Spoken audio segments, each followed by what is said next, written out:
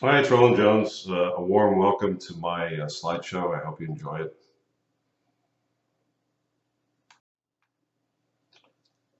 Well, I've been representing preference defendants for over 15 years now, and typical scenarios like this. You deliver a product or render a service to a company, you get paid, everybody's happy, and then about 2 years later, trustee sends you a letter or files a complaint, and he wants the money back. But by the way, he doesn't want to, he gets to keep the bankruptcy estate, gets to keep your product or the benefit of your services. So the reaction I get from clients is, uh, how could this crazy law exist? Well, this just doesn't make any sense. It's not fair in any sense of the word. Roland, why do these laws exist? So I typically gave pat answers, and after hearing these bitter complaints enough, I decided I'm going to do my own research and find out, well, why do these laws exist? What is the reason for the laws? And maybe, where did they go wrong? And how should they be changed? So I kind of swam through oceans of law review articles and spoke to a lot of people. And I'll try to summarize it as best I can based on my research. So the first thing is, what are we trying to solve here? What's the basic problem that we're trying to solve? I think the easiest way to look at this is that it's a party. It's a party that a lot of people are invited to. Um, and the problem is, some people get there early. So what's the advantage of getting there early? How's that relevant? Well, let's say, four people show up early, and the hostess puts a nice pie on the table, and these guys split up the pie evenly and start taking pieces. The problem is, it turns out that this is a much bigger party, and 100 people show up an hour later, and 100 people have to now divide up either half this pie or 75% of this pie into tiny, tiny slices. So some of these people that came later start to grumble and say, how come these guys got huge slices where we had to all get tiny slices? Not really very fair. And so they start complaining to the host, and the host says, look, there really, there are a lot of people that have to divide up this pie. So I'd really like you to give back the pieces that you took, so we could divide this up evenly, so nobody gets upset. Well, there are all kinds of issues that come up now. I mean, one guy says, "Well, what do you mean I have to give back my slice of the pie? You crazy? First of all, I already ate it, and why should I have to give it back? I didn't know there were going to be people showing up. It's your fault." What if one of the guys came there purposely to get a big piece, and he knew there were going to be a lot of people at the party, and everyone finds out? Should he have to give back the pie? What if these four guys? What if there's no pie left at all? It's all been taken, and there's nothing for these 100 people that show up on time. Should it should Is that a stronger argument for having these guys give back slices? What if only one slice was taken? So can we live with that and let everybody else divide up 75% of the pie? So there are a lot of issues that come up at this party. Well, if you substitute the host for a trustee, bankruptcy trustee, or creditors committee, and you substitute the start of the party for the bankruptcy filing date, you pretty much have a definition of what a preference clawback is all about. What's interesting is that preference clawbacks are not really defined in the bankruptcy code. The bankruptcy code only defines certain transfers, certain payments that can be avoided, taken back, or not. This is 547B. The trustee may avoid any transfer of interest of the debtor in property, and it gives a sort of a laundry list of what the trustee has to prove so that he can avoid a transfer. 547C tells you situations where the trustee may not avoid a transfer. It doesn't say that there was a preferential transfer. It doesn't even use the word preferential. It just says what the trustee may or may not avoid. This is my own definition of what a preference is. It's probably a gross simplification, I'm sure it is. But it's like the party. Any full payment to a creditor, a full slice, when the debtor is insolvent, when there are a lot of demands on the pie and the debtor can't pay everyone a full slice. The pie's got to be divided up a lot smaller, followed by a bankruptcy. Start of the party.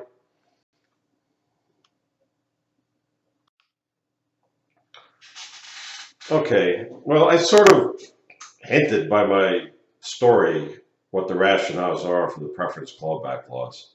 But I'm going to go into each one of them separately, and then we'll take a look. Do these laws meet their goals, or do they need to be changed? Well, I kind of touched on this. So during the pre-bankruptcy period, the debtor is insolvent. He can't pay anyone in full. There's not enough money to pay everyone in full, and yet some guys are being paid in full, and it's not fair. And then when there's a bankruptcy filing, the other unfavored folks get to split up what's left. So there's basic unfairness, and we're going to try to fix that with the preference laws. We don't want to reward creditors from being aggressive at first to the courthouse. In other words, we don't want to reward them for being first to the party. That's the opposite of what we want to do. And the preference laws, in theory, these folks will know if they're aggressive while the debtor is insolvent right before bankruptcy, they're going to have to give back the money anyway and go through a lot of hassle. So they're going to be less aggressive. Also, we want to discourage these guys because maybe these troubled companies won't need to file bankruptcy at all. So this sort of discourages aggression during this chaotic, vulnerable pre-bankruptcy period and stops rewarding people from getting rewarded for being first. I know I'm mixing metaphors, but I can't help it. I really like this metaphor also. Game of musical chairs.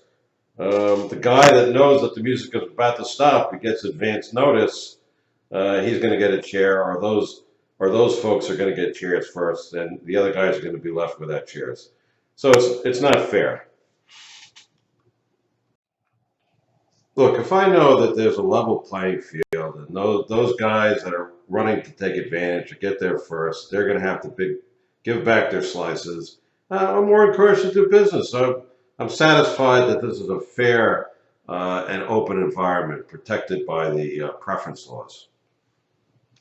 This is sort of like rationale number 3. Hey, I'm doing business with the debtor. I know it's a troubled company, but I know after a filing, we're going to look back and look under rocks, and I'm protected from these secret sweetheart deals. There's not going to be anyone siphoning out the assets of the debtor, so I'm safe to extend credit. Well, the rationale here is we don't want all this money flying out the door right before bankruptcy, right before we're about to start to distribute these assets fairly and equitably. The preference laws either will prevent that by discouraging creditors to rush to get paid or rush to the courthouse, or it will discourage creditors from being aggressive. So less money is siphoned away from the debtor right before the bankruptcy and right before there is an opportunity to distribute all these assets in an equitable way. Rationale 6 is, we're going to do all these great things, but we're not going to disturb ordinary trade. In other words, some guy shows up early to the party, they shove a slice on his plate, and he doesn't know anything about people coming later, and he didn't ask for the slice. He just happened to get it by accident. So we're not gonna prosecute this guy. We're gonna let him keep his slice. Well, I have to say there are some problems in practical application of this law. It's basically a train wreck, and I'll go into why. Before I start disputing the rationales and show why they hold no water, I want to talk about retroactive application because it's a very serious negative aspect of the preference laws. The preference laws come into effect on the petition date. It's basically a new law. It's a change in the law. Most changes in law are forward-looking. In other words, the law changes, the legal landscape has changed, everybody knows it, so you could change your conduct. But the preference laws change the past. They go back and change the past legal landscape. So what do I mean by that? The standard creditor law is race to the courthouse. You're encouraged to be aggressive. The more aggressive you are, the faster you're going to get paid, and you get first dibs on the creditor's assets. That no longer applies during the preference period. When the preference laws are in effect, the law is be patient, wait in line. There's a line that's about to form. Don't be aggressive, and otherwise we'll have to sue you and get back the money. So I'm going to give an example of a case where the preference laws require a trustee to go back and change the law that applied with no notice and retroactively. This is a fairly recent case. I think it's a pretty good example of the principle of equality of distribution. Okay, well, the debtor was a private jet maker, actually in New Mexico, even though I assume it was incorporated in Delaware because that's where the case was decided. Probably filed in Delaware. Prudential, in this particular situation, was in the business of providing relocation services. The jet maker apparently was never a great payer, and way before the preference period, there were payment plans and adjustment to terms. What's interesting about this case is that Prudential found out that the debtor was laying off, hundreds of people. It was clearly in trouble. It was laying off, a huge amount of employees. And why did Prudential know? Because they're in the business of relocating all these guys. So the debtor would say, "Hey, we're laying off half our company. Why don't you relocate them?" And what happened was Prudential said to itself, "Hey, this business is definitely in trouble. We better get paid." So it changed the terms of its payment plan. It tightened up dramatically and added a lot of pressure. It said it would stop relocating people unless the payment plan was changed. It demanded earlier payment, changed the terms, and this is reflected in what actually happened. During the pre-preference period, it was getting paid much slower, and then all of a sudden, in the preference period, it was getting paid much faster. 45 days compared to 28 days, average days to pay. And so the company, Jetmaker, did go bankrupt. Prudential was sued by the trustee, and the court found, hey, you know what? This is exactly what we're trying to avoid here. Prudential had an advantage. First of all, they had knowledge. Second of all, they added very unusual pressure during the preference period, apparently because of the knowledge, and they got the faster payment. They got paid in full, whereas theoretically a bunch of other creditors got pennies on the dollar after the bankruptcy. So this was a case where Prudential lost, and the judge said the payments that it received would need to be relocated. The payments were relocated back to the debtor. Again, this slide gives a little bit more detail, but basically what I just described. Let's say you're managing a troubled company and you can't pay everybody. One of your creditors say, hey, if you pay me everything you owe me immediately, I'll extend credit. Instead of 60 days, we'll make it 90 days. So you decide to favor that creditor. You're going to pay that creditor first, everything that you owe them, so you get a special deal. No, you can't do that. Under state law, you can do that. It's your property, or you're authorized to manage the company. But under the preference laws, which are suddenly in effect without your knowledge, because you don't know you're in a preference period, these decisions are going to be reversed. You can't do anything you want with your property under the preference laws. To me, this case, I'm going to talk about a case, and it shows basically the arbitrariness of the 90-day cutoff. This is a 2003 case from Pennsylvania.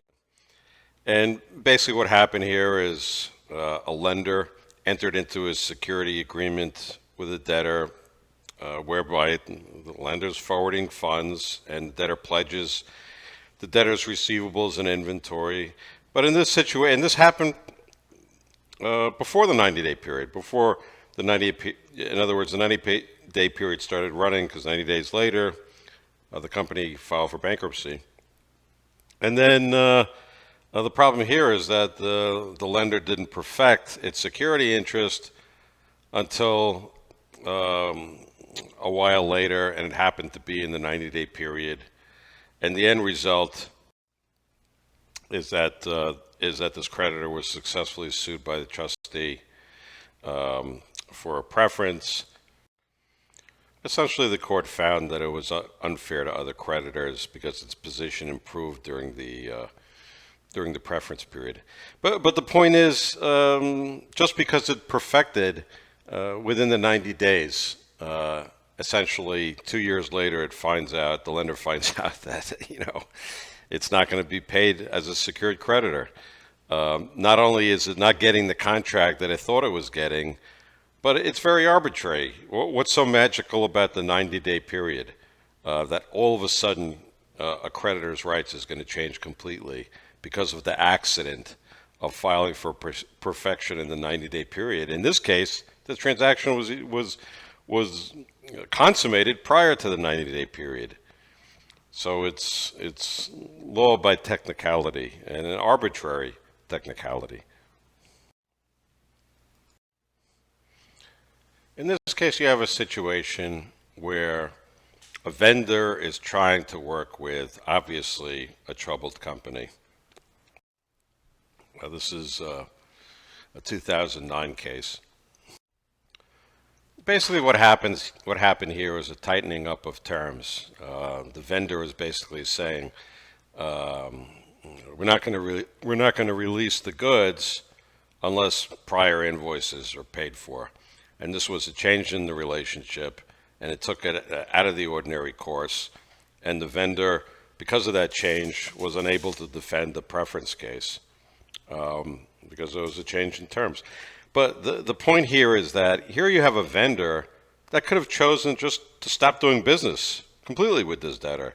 But instead, it's trying to work things out. It's making a deal. Okay, we're going to continue doing business. If you pay for past invoices, and the vendor, not only is it expecting it's negotiating a deal, it's expecting if the other side is agreeing, it's expecting that it has a deal. So it finds out 2 years later, or roughly 2 years later, when it's sued for a preference, that it doesn't have a deal. It didn't have a deal. The deal is being vacated, and the vendor has to return the money to the bankruptcy estate. That's number one. But also number two, do you think this vendor is going to try to work out a deal with a troubled company again? No. So it discourages attempts to work out arrangements so that vendors can keep doing business with debtors. What's interesting also is this attempt to make a deal is exactly what took it out of the ordinary course, and exactly what made it essentially a victim in a subsequent preference case.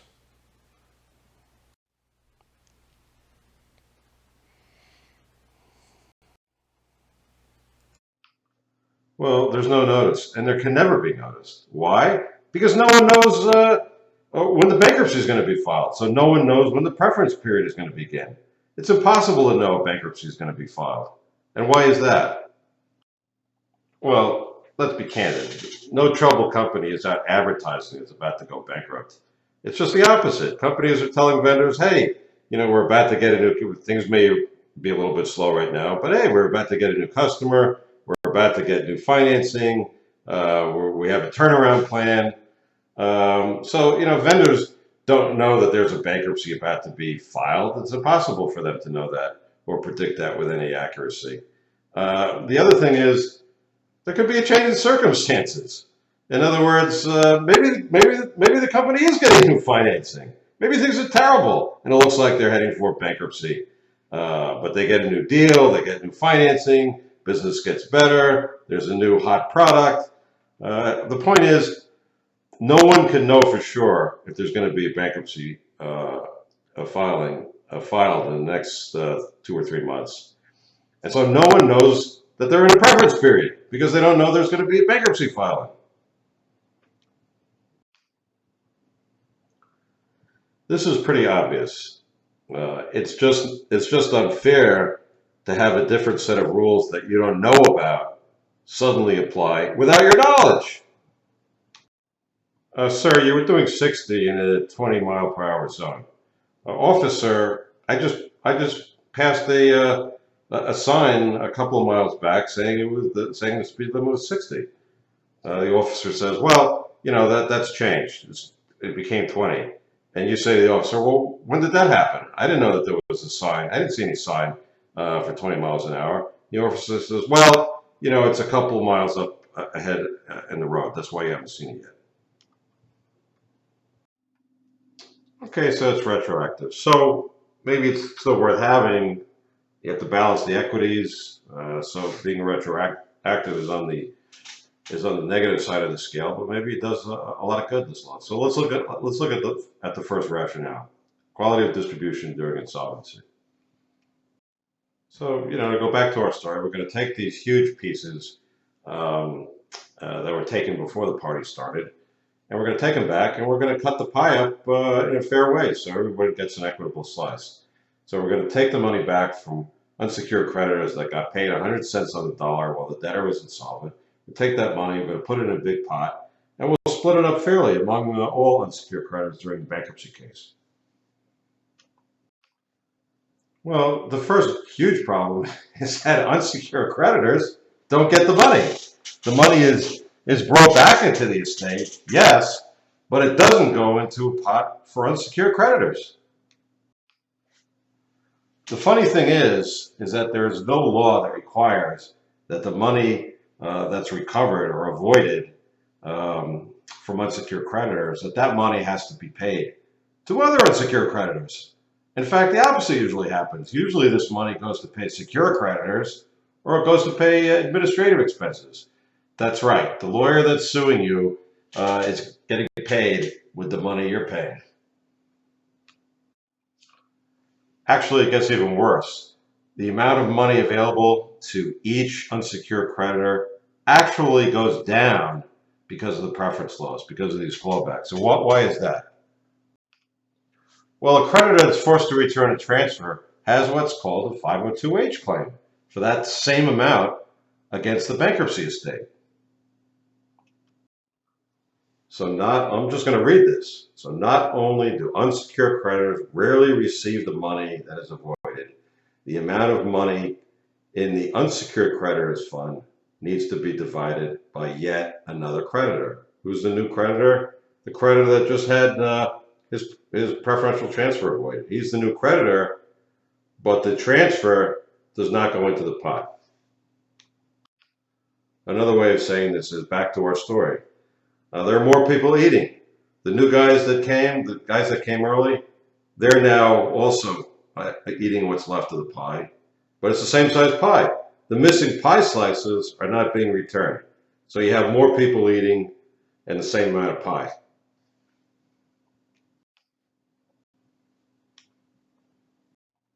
Not to beat a dead horse, but you have 4 creditors after the bankruptcy is filing. They're each going to be paid $25K from $100K in assets. No new assets are brought in, even though money's avoided from an unsecured creditor who got paid in the pre-petition period. But you do have a new unsecured claim. of 25K because that's what was avoided. So and now what everyone is going to get is 20K because it's being divided 5 ways. So a law designed to help unsecured creditors, or what appears to be designed to help unsecured creditors, actually hurts them. Another reason that the equality of distribution rationale is problematic is that often most, if not all, creditors are sued in the 90-day period. If all or most creditors are paid in the preference period, how can any one creditor be preferred? Can all creditors be preferred, or most creditors? Just doesn't really make a lot of sense, does it? Reason number 3, why the equality of distribution argument does not make sense. Not only do the preference laws actually make things worse for unsecured creditors, but they actually create a new class of preferred creditors. There's some VIP party attendees who form a preferred class, and they actually get to keep the big slices that they took during the preference period. So while unsecured creditors who are allegedly preferred have to give back their slices, these guys get to keep the big slices. So who are these guys? Well, those creditors that are accepted from the preference laws are the special guests at this party. Creditors that are accepted under the contemporaneous exchange exception, COD creditors, pre-90-day creditors, and my favorite, secured creditors with new liens that are actually placed for the first time on new property during the preference period. Well, contemporaneous exchanges are essentially COD transactions. So again, a debt is not really created, and the theory is, the preference laws are designed to make sure that creditors are treated equally, and these folks that come under this exception, they're not really creditors, so it's not really the focus of the preference laws to protect or include these in the preference laws. Not to beat a dead horse, I obviously am beating a dead horse. Another way of saying it, the fourth way is that a vendor is not a creditor because if he's paid immediately or substantially contemporaneously, because he's not owed money. He's not owed money. So that's another way of looking at it. Creditors are all owed money. So we're going to look at those creditors because they're owed money and they're paid, and some aren't paid. And these folks were never owed money to start with. So, all right, I'm done. You buy bananas, you pay cash, you get your bananas. There's not a credit transaction. No credit is extended. And the theory is, well, the debtor is getting immediate value for its cash. So there's no diminishment of the estate. The estate's not being diminished in the 90-day period, because although cash is going out, it's getting immediate equivalent value, in this case, bananas. All right, take a look at a case, Silverman, 2004 case. Okay, so in this case, defendant shipped lumber to the debtor, and the question is, was this a contemporaneous exchange? Were these payments contemporaneous exchanges? And what's interesting about this case is that an invoice was created on the date that the lumber was shipped, and it took time for the lumber to get to the debtor, and then the debtor had to take a look at the lumber and approve it, and then there was a process of making payment. Long story short, payment was not made within a day or 2 days or 3 days. It took a while after the date on the invoice to get paid. And the trustee argued, hey, there's an invoice being sent, so it's not a contemporaneous exchange, plus it was up to 15 days after the invoice, and so too much time has elapsed.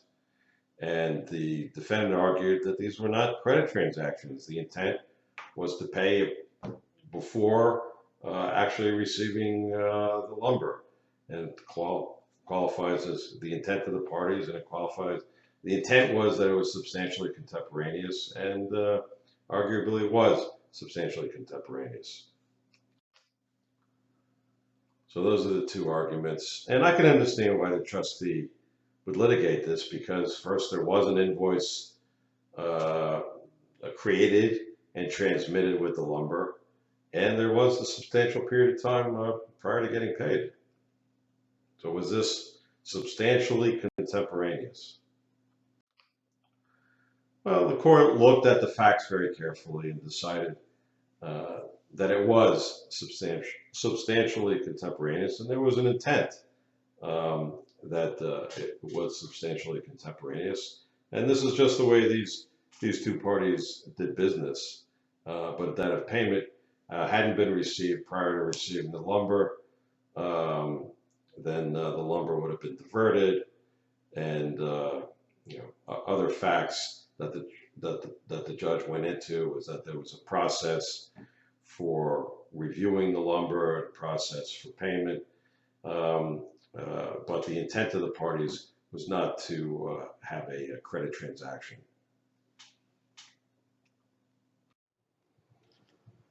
But the exemption really doesn't make a lot of sense, because creditors that extend terms and extend credit, they're providing a valuable service or a product that the debtor is paying for. The debtor is still getting value for its money. What's the difference if it has terms? It's actually better for the debtor if it has terms. The other argument is that you're rewarding people who are demanding COD payment. In other words, you're rewarding the exact kind of pressure that we want to discourage. We want to reward creditors that are extending credit, not less credit, more credit. We want to reward creditors that are lengthening terms, not people that are coming in and demanding COD payment. Why is there an exception for these people? It doesn't really make any sense, and it's arbitrary. Why exempt transfers over 90 days when the debtor is insolvent in that period? Let's say the debtor has been insolvent for 6 months. So creditors that get paid in full on the 91st day before the bankruptcy, they're exempt, while creditors that are paid in 90 days are exempt. And what if those creditors over 91 days, what if they're in cahoots with the debtor? What if they know there's going to be a bankruptcy filing? It doesn't matter. They're completely exempt anyway. I think it's an arbitrary period of time. I think the period of time should be, if anything, it should start when the debtor is insolvent. That's when you have the pie issues that we were talking about. 90 days is a completely arbitrary period of time. The Supreme Court case of Barnhill versus Johnson decided the well-litigated issue of whether a transfer is made when you receive a check as a defendant, when you receive a check in the mail, or when the check clears. Barnhill decided once and for all, for the purposes of timing of a transfer, whether a transfer is in a 90-day period or not, that the relevant date is the clear date. Rationale for the decision, as described by the Supreme Court, is basically a check is a piece of paper, and could easily bounce and be returned with insufficient funds, and that really to comply or to comport with the definition of 547E2A, the transfer takes place at a time. At the time it takes effect between the transfer and the transferee, you have to be talking about a transfer of actual money. So it's the clear date when the money is actually transferred. I'm not going to go into a lot of detail on liens and when they can be preferences and the exceptions there too.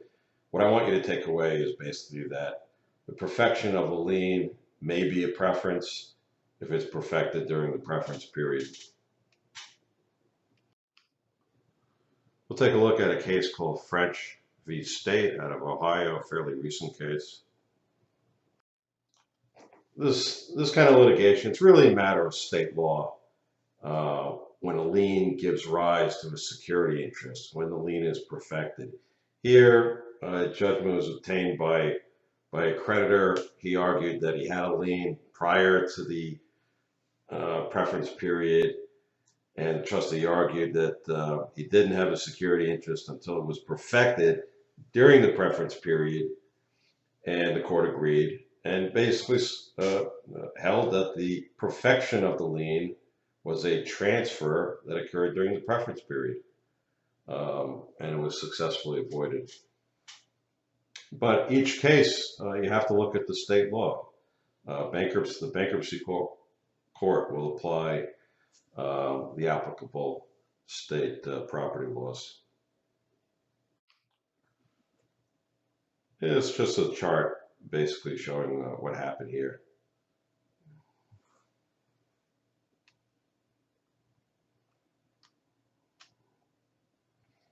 The moral of this story is perfect your lien right away. If there's a bankruptcy and you don't perfect, or you try to perfect during the preference period, you've wasted a lot of time and money. Secured lenders with security interests in assets that are turned over, such as inventory or receivables, often have clauses and arrangements that these guys get brand new liens on new receivables and new inventory. And this could happen during the preference period. So you have a situation where secured creditors are actually getting new liens and locking up the debtor's property during the preference period. They're getting transfers. They're getting new transfers during the preference period. I don't see how it's fair to exempt these people, especially since who is more likely to have knowledge of an upcoming bankruptcy and the debtor's troubles? A trade creditor or a secured lender? Obviously a secured lender. They demand a lot of information. My guess is if anybody knows that a bankruptcy is about to be filed, it's the secured lenders, and they don't really care because they're getting new security interests. They're fully secured going into the bankruptcy. I don't see that it's fair that they get accepted. Lawyers watching this video are going to say, well, there's a special provision in 547 that regulates how these guys are paid. But the fact is, if you do a case law search, you'll see that that provision really doesn't protect unsecured creditors. It's extremely rare that it's used to claw back money from secured creditors with after acquired liens. It's not effective. Okay, rationale number two, let's see if this works better, is that the preference law discourages creditors from being aggressive because they're aware of the preference laws and the possibility of having their transfers avoided. In this case, the issue is whether payments made to a vendor should be protected by the ordinary course defense, and the focus here is on collection pressure. Plaintiff's trustee sought to withdraw one check that was made during the preference period, and the court looked at it pretty closely and decided that the payments, that the debtor was a regularly late payer and the payment was not particularly late.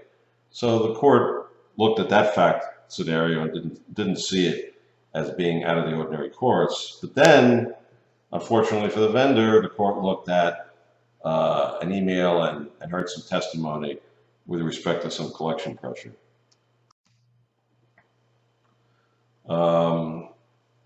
The collection pressure involved was an email from the vendor stating that the debtor would be put on a credit hold. Testimony from the debtor indicated that once that email was received, and because that email was received, the check went out, and that's the check that the trustee was trying to avoid. the creditor asserted, well, the timing of the payment was in the ordinary course, and the plaintiff asserted that because of the collection pressure, it could not be in the ordinary course. The defendant countered by saying, well, we had sent emails out before warning that the account might be put on credit hold, and so the collection pressure was not unusual. So the issue faced by the court was this collection pressure, was this email sufficient to destroy the ordinary course defense of this vendor? The court found that it was sufficient, even though emails went out before warning that the account might be put on credit hold. In this particular email, the vendor said the account was put on credit hold, and the court found that sufficient to take it out of the ordinary course. And the court found that this was not that this email was not in the ordinary course, even though warnings went out. In this email, the vendor used the past tense. The account was put on credit hold, and the court heard testimony that because of this email, a check went out, and that was enough to destroy the ordinary course defense due to an unusual level of collection activity. What's the takeaway here? Could be a very, very subtle increase in collection pressure, and if that increase in collection pressure is enough to get the debtor to send a payment, the debtor does send a payment because of that increase in collection pressure. It's going to be enough to take it out of the ordinary course.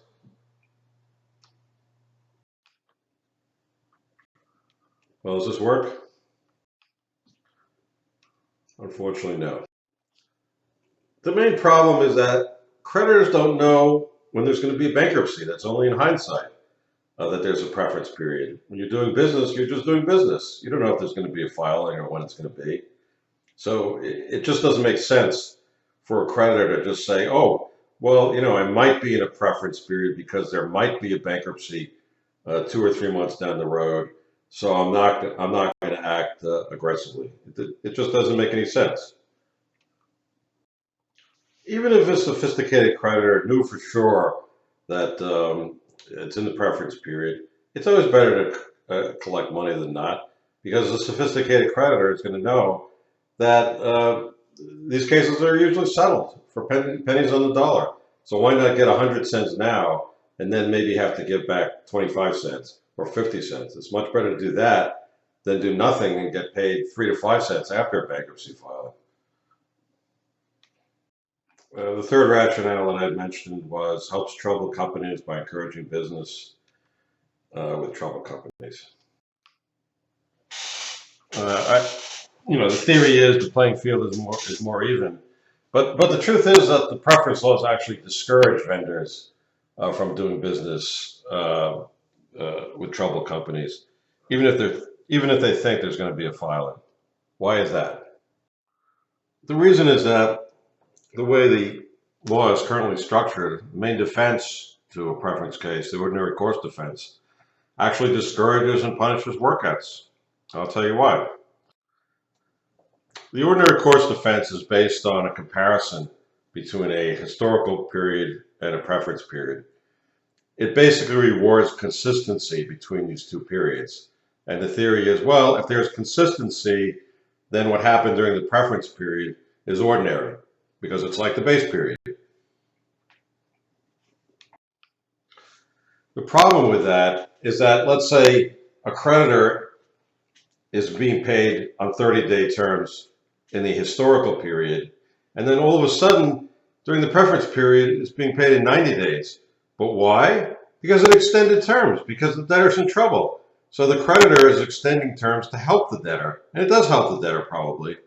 And at the same time, it's destroying its own ordinary course defense. So, if any vendor knew in advance, not many do, but if a vendor knew in advance of the preference laws and the ordinary course defense, the last thing a vendor is going to do is going to want to change anything during the preference period. So it's certainly not going to agree to extended terms because that would destroy its own defense. So here's an example of not only a creditor just working with a debtor, but a creditor actually, extending terms and bending over backwards to help someone in financial trouble. Supposedly, one of the reasons for the preference laws is to discourage aggressive conduct against defendants, so they don't file bankruptcy. But here, the exact opposite happens. Because the creditor extended terms, they couldn't use the ordinary course defense. So this is a fairly recent case. And here, the creditor provided the debtor with a place to live and deferred rent for a year while the debtor, attempted, I assume, to get back on her feet. Didn't happen. Upon receiving the insurance. So in other words, when the debtor was able to pay because of insurance proceeds and paid this poor landlord and then filed for bankruptcy, the landlord was then sued for a preference. And because the landlord extended terms, for that very reason, the defense to a preference was unavailable. No deed goes unpunished. No good deed goes unpunished in the preference world.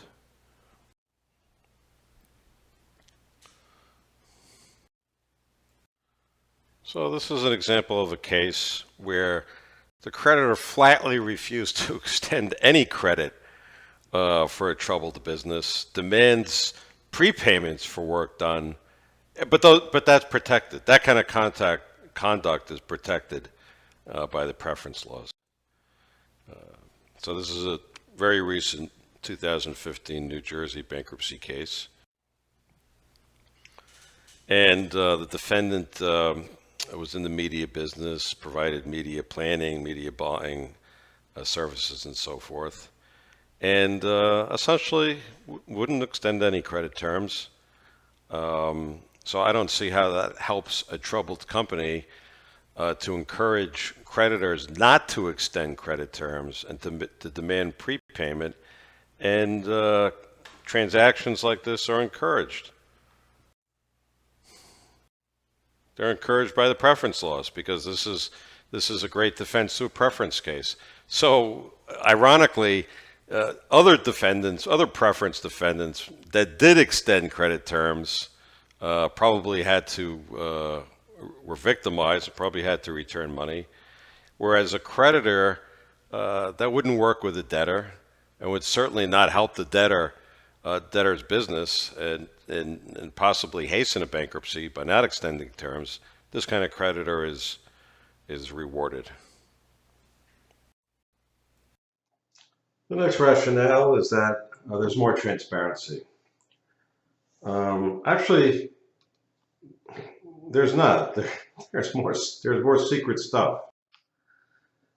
I'll give you some examples of what is kept from unsecured creditors. First of all, it's kept from unsecured creditors. I mean, the standard rationale, anytime a client asks, why do you have to pay the money back? The answer is, well, the reason is to redistribute among unsecured creditors. So there's little secret number one. That doesn't really happen too often. Also, creditors tend not to be sued until a couple of years after the bankruptcy case. And one of the reasons for that is the debtor is just getting out of bankruptcy post-petition and needs to do business with these vendors. I don't know how honest that is. I think they should be told that they could be subject to preference lawsuits, but that's the way it is. Also, during the preference period itself, the debtor often encourages workouts. Granted, it's the management of the debtor, and maybe the management is not aware of potential preference lawsuits, but the fact is, workouts are encouraged. Where does the money go? I've already covered that issue. The other thing is that case settlements are often secret. Um, in a public proceeding where multiple defendants are being sued by the debtor, it would seem to me that that should be public information and it's important to defendants. But a lot of times those settlements are confidential. I sort of covered this during the preference period. No one tells the vendors that they're going to be sued for the goods that they're delivering, goods and services, that they're actually never going to get paid for those. I think it's sophisticated, big cases where planning for a bankruptcy, at least contingency planning is going on. I think it's, I would say, just sleazy for vendors not to be told that the goods and services that they're providing right before a bankruptcy filing that somebody's got to know about are probably going to either not be paid for or at least partially not be paid for. Rationale number 5, prevent diminution of the estate. Well, I think that's the case. Actually causes diminishment of the estate. It doesn't really make sense that the estate is being diminished because it's paying out debts to unsecured creditors during the preference period. You have to look at the transaction as a whole. The debtor bought these services, bought these products, or paid for these services because these things generated a profit for the debtor. There's no other reason to buy goods. So not only did they get the goods at the price they bargained for, but it augmented the estate because they earned a profit from these transactions. So it's not a diminishment at all. What happens in a case of an avoidance is that other creditors, other entities in the creditor body obtain a windfall because the debtor just got goods and services for free that it sold at a profit. So it's really a windfall, and it also discourages business with troubled companies so that there's less profit. I mean, if it does anything, it discourages vendors from doing business in this period. Well, there's some problems with the preference laws, you might say, but the fact is it does bring some money into the estate, so maybe it's better than nothing. The problem is the amount of disruption these laws cause, and I call this the triple whammy. First whammy, typically a creditor doing business with a troubled company that files for bankruptcy, first is not going to get paid. Often does not get paid before the bankruptcy, and then after the bankruptcy, it doesn't get paid either. And then it gets a clawback. The second whammy is the clawback for payments that it did get for goods and services. So don't forget, typically creditors are not paid either during the preference period for goods that they've supplied previously, or for goods that they've supplied during the preference period and they're not paid for. So typically there's a claim against the estate. That's the first whammy. Second whammy is they got to give back the money for goods or services for which they were paid. So that's the second whammy.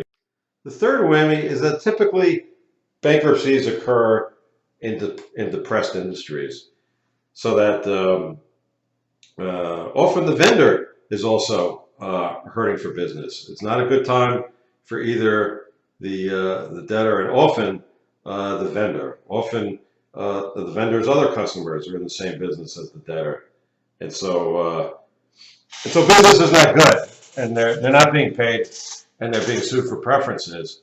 And if they go bankruptcy, they're going to sue other people for preferences. And it's a gift that keeps on giving, and the end result is a more depressed economy. Well, the other issue is it just wrong for some creditors to be preferred, to get sweetheart deals, or just to be preferred? And the answer is not always.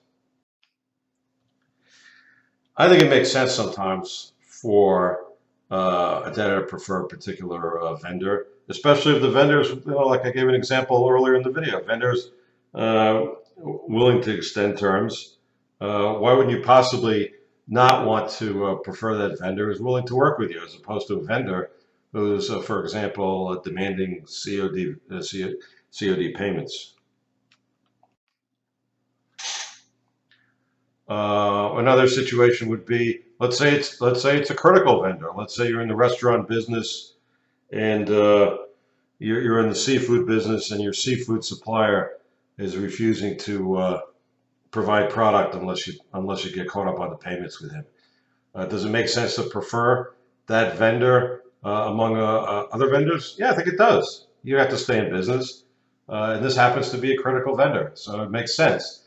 But in a preference case, the rigid statute replaces a manager's judgment on how to run its business.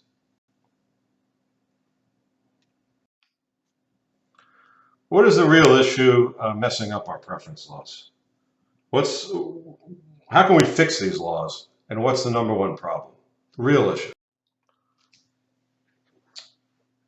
I'm gonna stick this issue in over here because it's important and it's also comes up a lot. Every time I got a client that sued for a preference, they're like, Sergeant Schultz, if anybody remembers Hogan's Heroes. I know nothing. I didn't know there was going to be, I was preferred.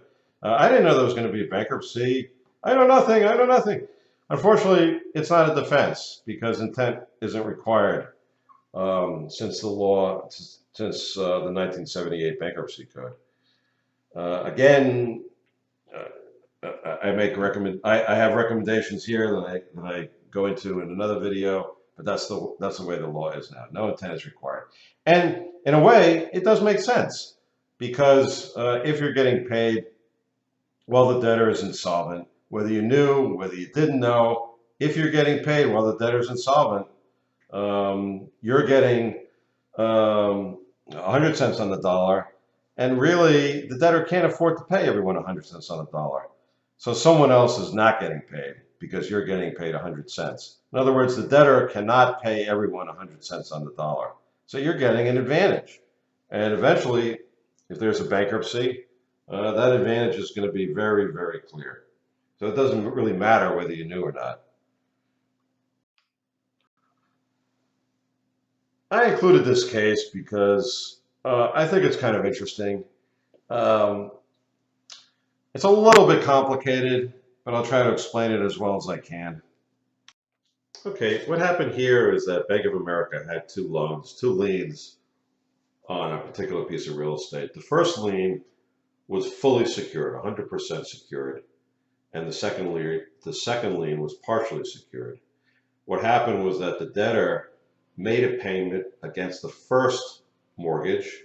The end result of that is that it freed up collateral that formerly was being tied up by the first mortgage and made that collateral available to the second mortgage. So during the preference period, the second mortgage became more secured and less unsecured. So why is that important? The reason it's important, the reason it's a preference, is because the second debt, Bank of America's second mortgage, is now, during the preference period, all of a sudden secured, whereas before it was unsecured. So it's not fair to other unsecured creditors because now Bank of America is getting paid in full, and this change occurred during the preference period. The bank argued, well, we didn't know. We didn't have any intent to get an improvement in our position. The debtor paid the first mortgage, and there happened to have been automatically a result that the second lien became more secure. But we certainly didn't intend that. And the bankruptcy judge concluded it doesn't matter what you intended. Intent is completely irrelevant. You got a huge improvement during the preference period, and it's preference. You've been favored. The biggest problem is that we sue innocent vendors that do business in the ordinary course. The ordinary course defense that we have is extremely narrow. It just applies a rigid comparison between two periods. Most vendors that get what I call accidental preferences, in other words, they did not know there was going to be a bankruptcy filed, and the financial circumstances of the debtor did not motivate them. They simply want to get paid, paid in the ordinary course. It's these vendors. It's suing these vendors that is the biggest problem. Like I said earlier in the video, using the party example, it doesn't matter. If you're early to the party and you're getting a bigger slice, whether you knew other people were coming later, whether you had bad intent, whether the host decided to make you a VIP, it doesn't matter. You're being preferred. So it's important to understand that any protection for vendors during a period of insolvency is not implying that these vendors or creditors are not preferred. They were preferred, but we've decided to make an exception for them. I believe there's a strong argument for exempting all accidental, unintentional preferences. And what is that? Well, to go back to the pie and the party, the guy that walks in early but really doesn't know there are going to be other guests, is not aware of any kind of preference, and someone hands him a plate with a slice of pie, he eats it. I think that's an accidental preference. What's really unfair, I think clearly unfair to everybody, is a conscious scheme to get a bigger slice. And so, what does that look like?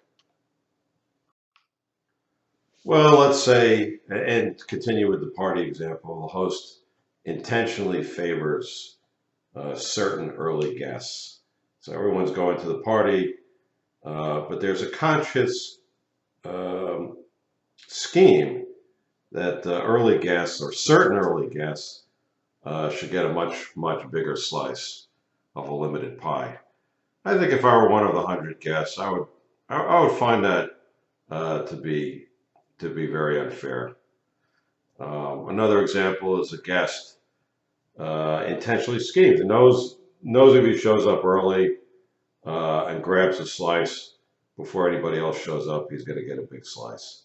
I think, if everybody knew that was happening, that was an intentional scheme, I think everyone would agree that that's wrong, that that's morally wrong. It's unfair. I think it's just common sense that an intentional scheme to favor certain guests is unfair to the other guests. The point I'm trying to make is that there is unfairness with a conscious scheme, and at the same time, people are still getting preferences. If I show up to the party and I get a big slice, even though I don't know it, even though no one intends it, it doesn't mean I'm not being preferred. I am being preferred.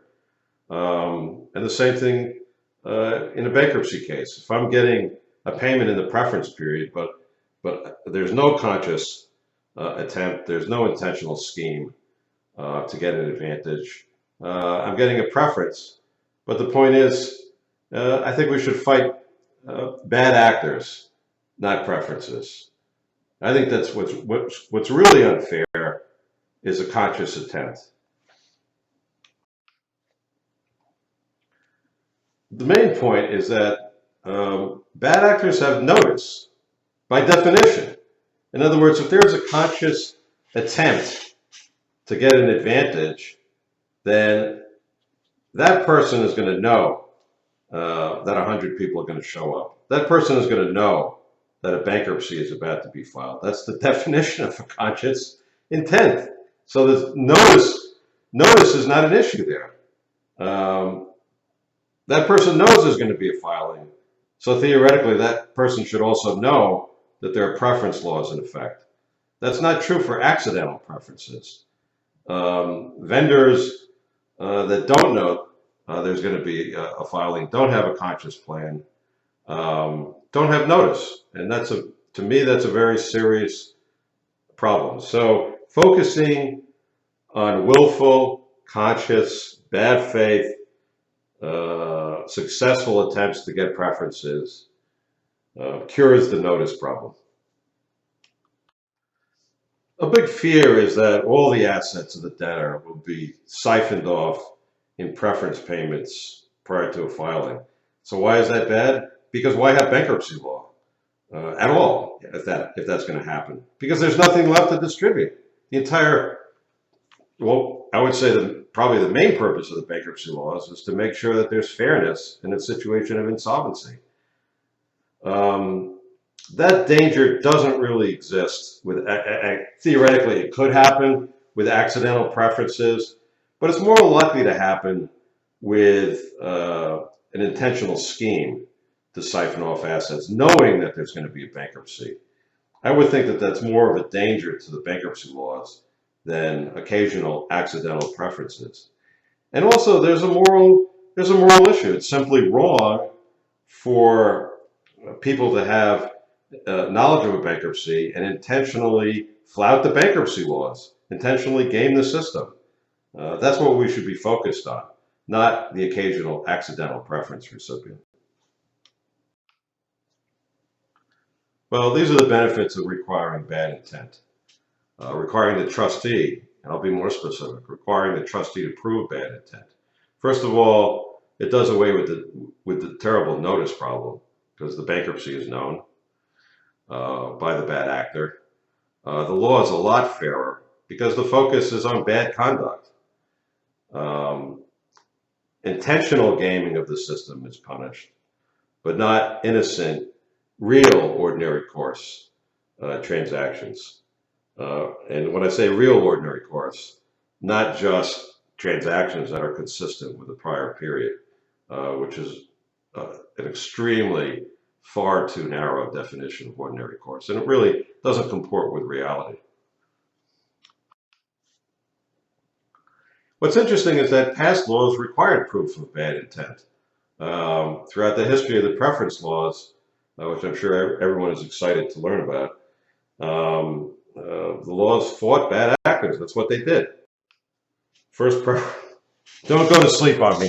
The first preference law was actually enacted in the time of Shakespeare, and then it wasn't changed until 300 years later. In other words, the obligation of the trustee to prove bad intent was taken out in 1978. So for 300 plus years, there was an intent requirement. Okay, I couldn't help it. This was the first preference laws. Shakespeare was active and in the theaters. And this Queen Elizabeth was queen. Couldn't help doing that. What I found interesting is that the punishment for a preference was to put someone in this thing, the pillory, and cut off one ear. So that was the fine for an intentional preferential transfer back in the age of Shakespeare. Which makes me wonder, were they right to focus on intentional preference? I think maybe the punishment was a little bit extreme, but I think they were right to focus on bad intent and bad actors. The other thing about criminalization of the preference laws is it's a real deterrent. Maybe having to give back some of the money is not a deterrent. We've already talked about that. It's clearly not a deterrent. But having to give back 3 times your preference and maybe having criminalization make it at least a misdemeanor, maybe even a felony for large preferences, will certainly be a deterrent for an intentional preference. They can keep their ears, but I think they should pay. Yeah, I already said that. Well, I think that's true. Replace the true deterrence with an arbitrary and unworkable mechanical test. The ordinary course defense just doesn't work the way it's set out now. It's arbitrary and it doesn't really make a lot of sense. It doesn't accept ordinary course transfers or accidental transfers. It accepts a very, very few who had the luck to be paid consistently.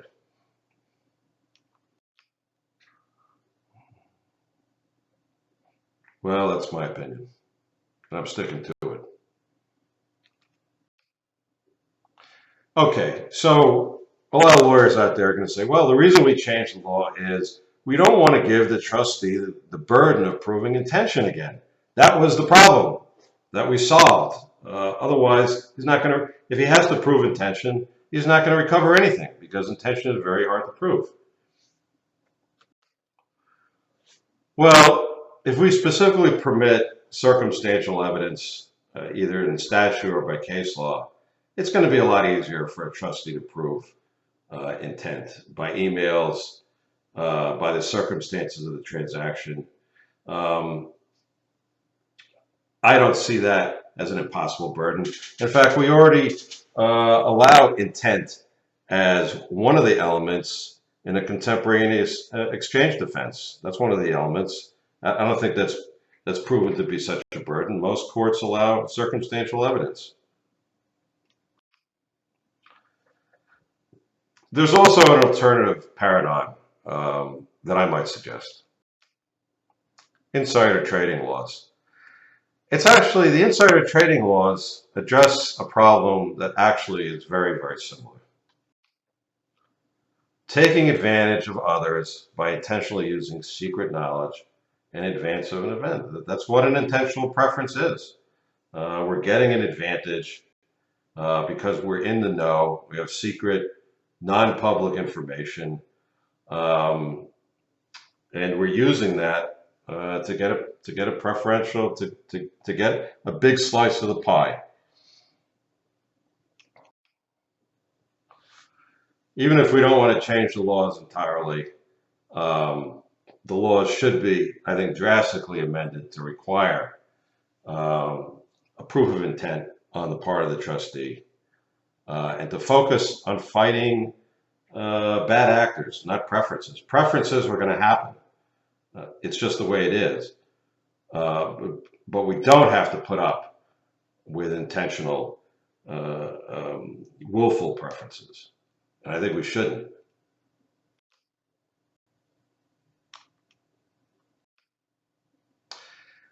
Just not to beat a dead horse, but it also satisfies the need for justice, which is one of the requirements of a good law. I don't think anyone would find it fair for someone to intentionally get a bigger slice through a scheme, or to get more, to get a much higher distribution because of insider knowledge. That's inherently not fair. The rest I talked about in prior slides. If we're going to focus on fighting bad actors, we need to do away with the 90-day preference period. First of all, it's arbitrary, and second, we're leaving a lot of money on the table. Any intentional preference with knowledge of a bankruptcy after insolvency should be avoided, and there should be triple damages, and I think some criminal liability. There's no reason to cut it off at 90 days, especially if we're focusing on intentional bad faith preferences. Also, there shouldn't be any exceptions for cash on delivery, for after acquired property liens, or for anything else. There's no reason to accept anybody. What we're fighting is an intentional bad faith attempt to cut to the head of the line and get a bigger slice. There shouldn't be any exceptions whatsoever. Again, these exceptions leave a lot of money on the table. A lot of lawyers are going to say, well, the estate's going to have is going to have much less income from these preference cases. I think the estate's going to have more income if we take away the exceptions and focus on bad faith dealings. Well, that's all I have. A lot of this slideshow is my own opinion. I'm just going to repeat that. And obviously, there's no specific legal advice. But thanks for watching.